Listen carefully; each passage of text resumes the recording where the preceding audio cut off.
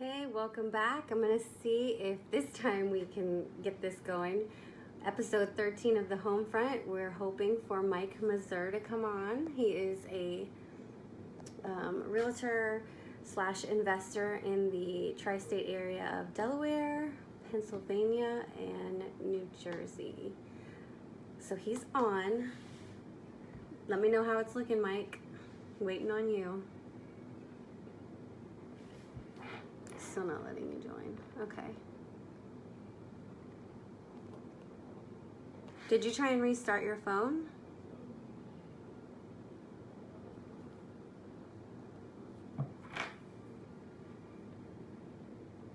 Okay. Well, we're having a little bit of technical difficulties this morning, guys. I apologize. Trying to get... Hey, Susanna, thank you for joining again. Mike is not able to get on. So if any special guests would like to... You're on your laptop. You might have to do it... Okay. Maybe, I don't know if you can join from your laptop. I haven't tried that one. Usually we do the joining from the phone. But yeah, definitely let me know. Okay. What did you can't interact with me? I want to ask questions. Being licensed in 3 states. Did you start off using your laptop?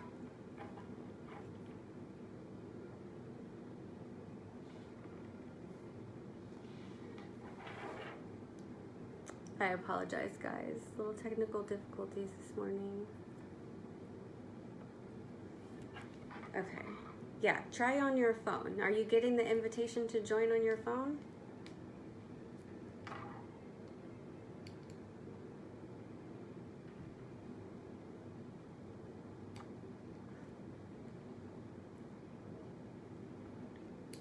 Okay, so we're making progress here. Any real estate questions you guys have, feel free to chime in. We're going to talk a little bit about investing and, okay, so no, you can't get on. Okay, well, I've given you a little bit of overview. There's nobody better to tell you about himself than Mike, but he's like I said, licensed in 3 states. Feel free to chime in anytime you want to add something, Mike. He's, like I said, built his business over the last couple years. Starting off bartending, he's been amazing. I met him through the Snapchat group, which is great for realtors to start off on. We talked about marketing, about your experience, licensed in 2 states. Well, I'm personally licensed in 2 states, in Texas and Virginia. I grew up in Virginia, so I know it like the back of my hand. Texas has been harder to get to know, obviously, because I just moved here not too long ago. But with the team that I work with and our wonderful, fearless leader, Susanna, she's been amazing and given us all the information about the area. She tells us history, what kind of trends are going on in certain areas, because you have Texas, you have the city of Austin, and then you have all your suburbs. So you have so many different things that you need to learn, and the local, amenities. What area is good for this? You have your wineries, and you have all your little back roads and things that people are looking for when they're relocating. I feel like I'm a professional at that, because I relocated here having one friend in the area, and it was a little bit difficult. I didn't know much. She gave me some pointers, but when you're relocating somewhere, have to know what you're looking for. My big thing was schools, which is I used the Great Schools website to evaluate the schools, because my daughter wanted to go back to school. And then also, of the location that I was going to be working in, I wanted to be close to that. And you don't know the local trends, you don't know the traffic, you don't know the patterns, but it's been great to learn all that here. And I feel like I'm a little local expert now because of all the things that she's taught us in regards to location. You have this whole area that spans, in the DC area you have DC, which is going down to Virginia. We kind of have a tri-state, DC, Virginia, and Maryland, and I'm not familiar with Maryland at all, or DC for that matter, but as far as Virginia goes, I'm very familiar, and it was just easy. You could tell me zip codes, I know exactly where they are, and that's kind of where I'm getting to here. The zip code will give me an idea of area, and then you have the school district, which here it's a little bit different. You have your city that you live in, you have a county that you live in, which could be different than your city, and then you have maybe potentially a different school district. So I live in Austin, looking at Round Rock schools, but in a different county, because you have different counties. The zones are just so weird around here. Mike said he's licensed in three states. Every state's very different. Well, tell us a little bit about Delaware being super different. I know we talked before about the New Jersey tax rates and how they're so high, but here is Texas is one of the highest states that has the higher tax rates. It's cheaper here to live because you have no state income tax, but when you talk about your real estate tax, it can vary by location, just by the neighborhood that you're in. With underground utilities, tax rates can be over 3% here. So it's just dependent upon where you go. A lot of people think that if you're in Austin, you have a higher tax rate, but a lot of times it's not true. It's in the suburbs, a lot of the newer developments that have the higher tax rates, like I said, because they're getting underground utilities, and if they're in a mud, which is when the developer goes in and improves the utilities, puts them underground, and then charges the county back for it. In Delaware, you have to give the seller the opportunity to always fix any issues that come up. Now, what do you have in Delaware? Do you have a home inspection contingency in Delaware? Because we don't have that here in Texas. In Virginia, we have the home inspection contingency, but here we have the option period where they can negotiate usually between 7 to 14 days if the market that we're in is very quick moving. So it's usually 7 days, could be less, with multiple offers. And you have just a basic unrestricted right to cancel the contract. So if the buyer wakes up in the morning and says, hey, I don't want to buy it anymore, they don't have to. They pay a certain fee to have the property taken off the market just to purchase it, and then if they cancel, they cancel. But it's less intimidating, I should say. But you have the home inspection contingency. Yeah, we had that in Virginia too. So there were fewer ways to get out of the contract in Virginia, and we had the home inspection. And you said Pennsylvania, yeah, that's exactly. You have the same thing in PA and New Jersey that we have here, is the option period. But do you call it the option period? What do you call it up there? And which area is the most sought after that you work in out of the three states?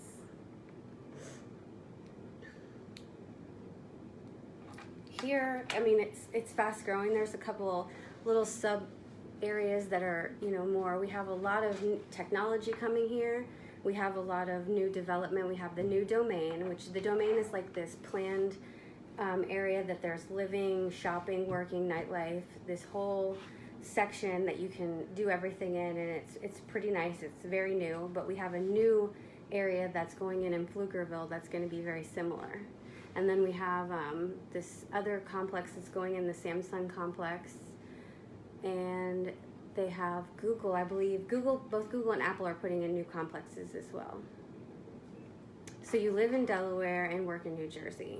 Now, you talked about flipping your own properties. How many properties have you flipped now?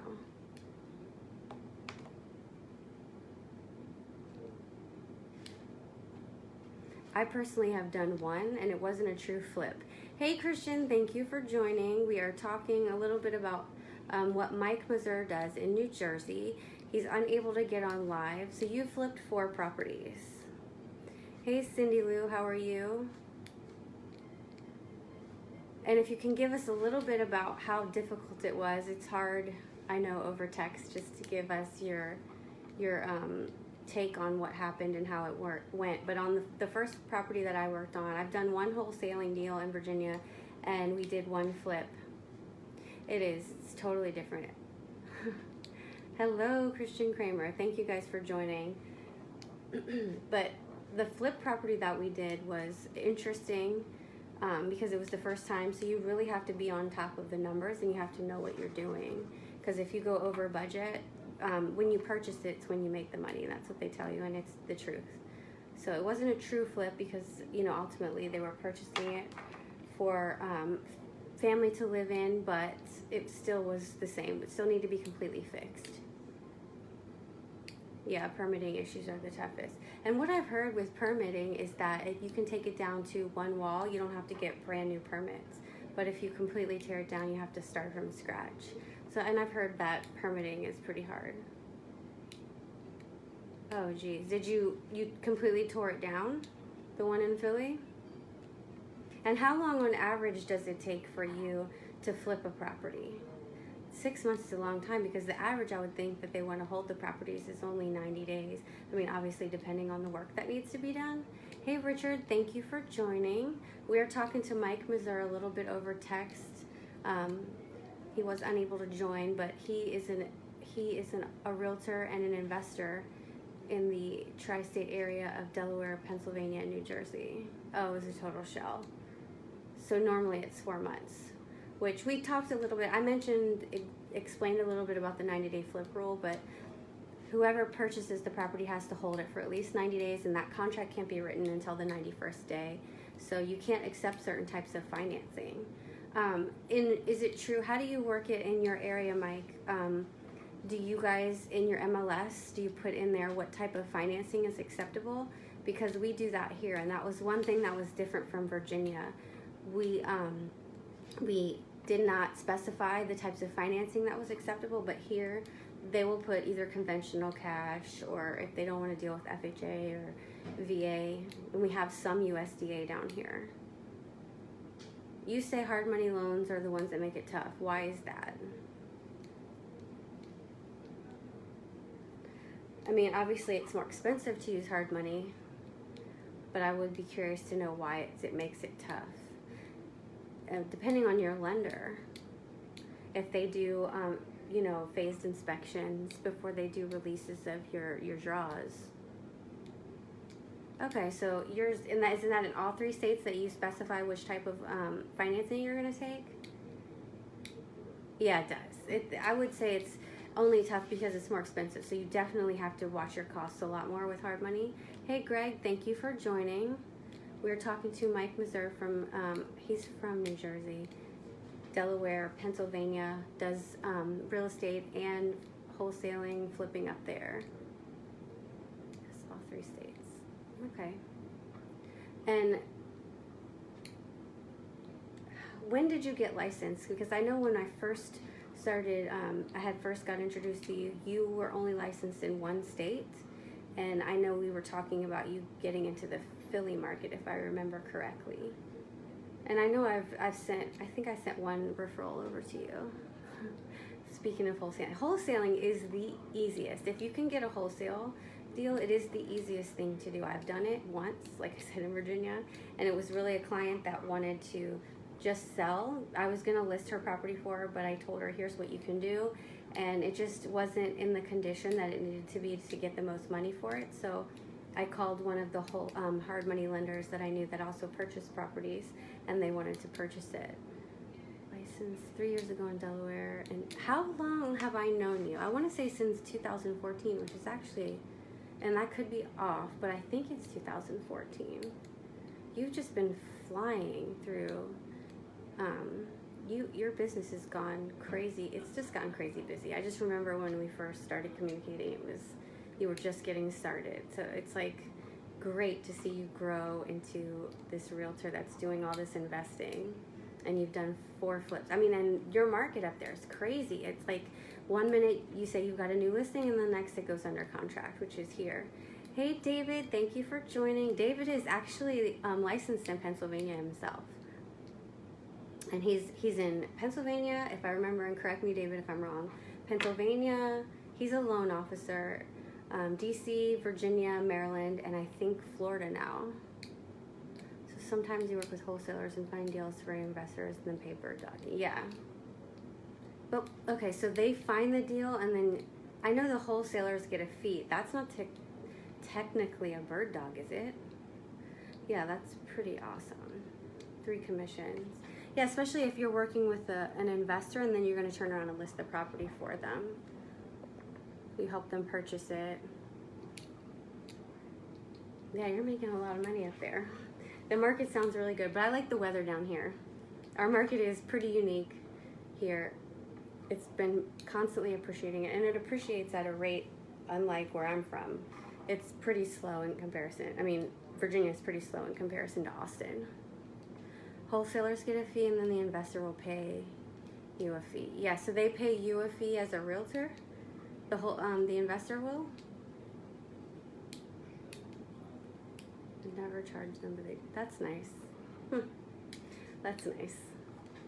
That you must have a good. Do you have a bunch of cash buyers or hard money buyers that you work with? Do you go to investment meetings, investment groups?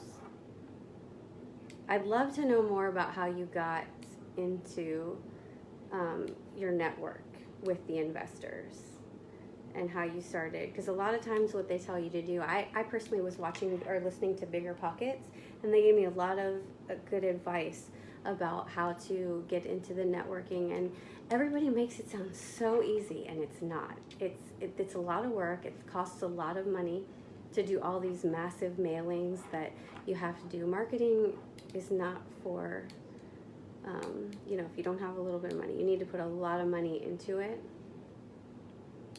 You don't really fit in. Well, I would love to know how you got into the networking with the investors. That's always with the broker. Yeah, definitely. I think that's a general rule, federal, that it always has to go through the broker. But yeah, I'd love to know more about how you got. I don't know if David's on anymore. I'd love to have him chime in too.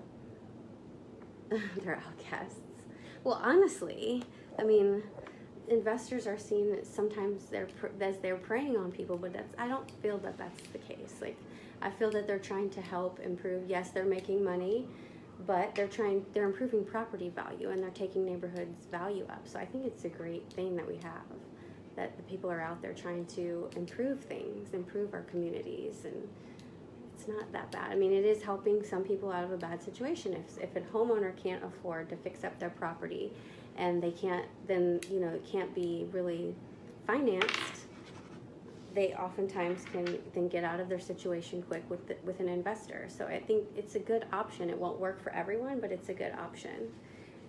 All these groups and meetings you've gone to, seems like they're all each other and they hate each other. Yeah, because they're all in competition, so of course they're gonna not like each other. It's very cutthroat, but the real estate industry is cutthroat. You've got to be quick, and I think that's just the sales industry overall. But I feel like we are not in sales. We are representing our clients, and we're there to protect them, and we're going to tell them, yes, we want to help them get into their property, but at the same time, we want to make sure that we're protecting our buyers or our sellers and making sure that they ask the right questions and they don't enter into something that's not a good idea for them. Trying to take the emotion out of the purchase is the goal, and just helping them make good decisions overall.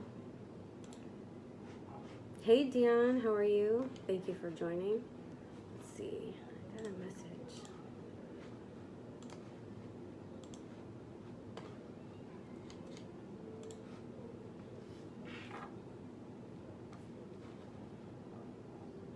I mean, what do you think, Mike? Isn't it about protecting your clients? No, investors are tough, and they're very hard sometimes because they know. And I tell everyone, what type of investor are you? You have your own scenario. You have your own formulas for running properties to make sure that they're going to work the way. There's a general rule. There's a 70% rule, which means they don't want to purchase for more than 70% of the after rehab value. But everyone has their own way. It depends on what they're trying to do. If they're going to keep it in, rent it out, then it's a little bit different, and they don't necessarily have those same numbers. So that's what makes investors tough. They want you to give me a good deal. It's like, that's not, I need to know what that means. You need to help me understand what your version or definition of a good deal is. They do have their own rules. They make what's going to work for them. Again, their numbers, their formulas, their spreadsheets. They have to be able to do that themselves and tell you what's going to work for them. But let's see. I work with 3 guys on stuff. You have to really, yes, you have to build a relationship. You have to be able to trust them. You need a group that you work with as far as contractors go, because as you know, and I've heard some horror stories about contractors that will, tell you they're going to do something and take off with your deposit. Good morning. How are you, Alan? Hey, Ray, how's it going? So we're just kind of talking to Mike Mazur chatting in the comments about what his experience is. He does some investing, and he's also a realtor. So if you have any needs for a realtor or a realtor who works with investors or is an investor himself in the Delaware, New Jersey, or Philly area, this is your guy. His best advice to anyone is to make sure you build with them. You have to build trust, and that's with anyone. Any kind of relationship that you're working with in this industry, you have to be trustworthy. I feel like I compare us to car salesmen in the way that I say, we're not car salesmen. We're not trying to sell you. We're trying to represent you and help you get the best deal. So whether you're buying or you're selling, we are working for you as you're our client. So we're not going to tell you go for it because we're trying to get the deal done.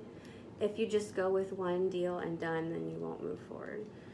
What do you mean? I want to know more what you mean by that one. You do have to build trust, and it takes time.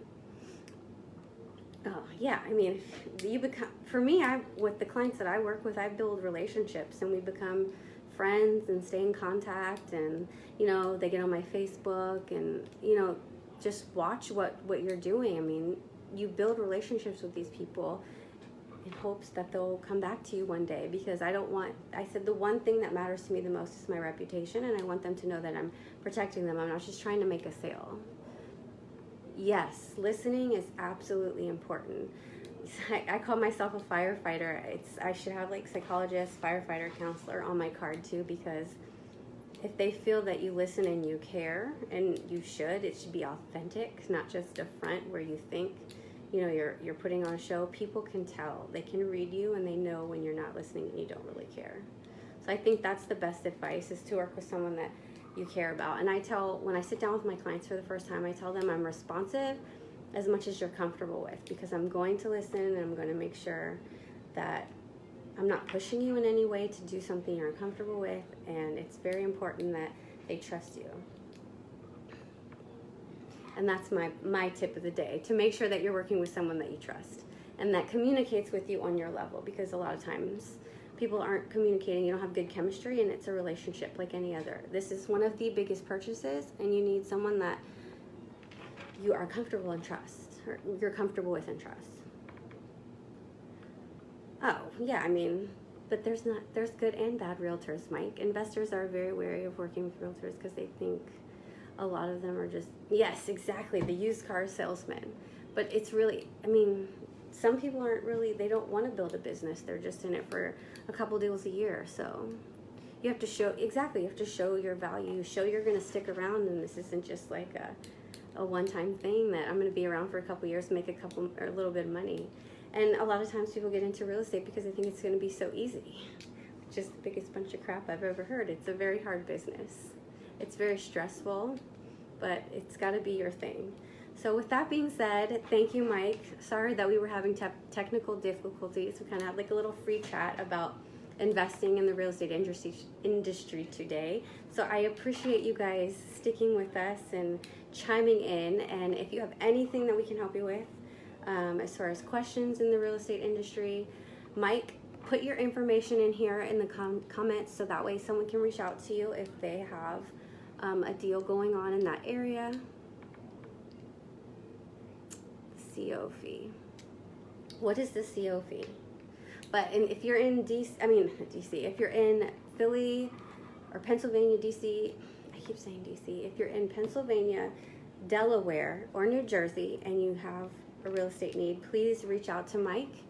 You can get a hold of him here. He's going to put his information in the comment section, or you can reach out to me and I'll connect you with him. And I am in Austin, anywhere in the central, I wouldn't say anywhere, Central Texas is pretty big. The Austin area, I can go as far as Killeen. We go down as far as San Marcos, and then DC, the DC area, which is Virginia, that's pretty much where I am licensed as well. oh, your certificate of occupancy. That's that investing thing again. He can be reached at, he put his phone number and email address there for you guys. So please, please, he's a great guy to reach out to, make a connection with him. And if you're in the Austin or you know someone relocating to the Austin area, you can reach out to me, or you have any questions about either area in regards to how the process works, please feel free to reach out. And thank you guys again for joining us every week. We'll be back on again next Wednesday.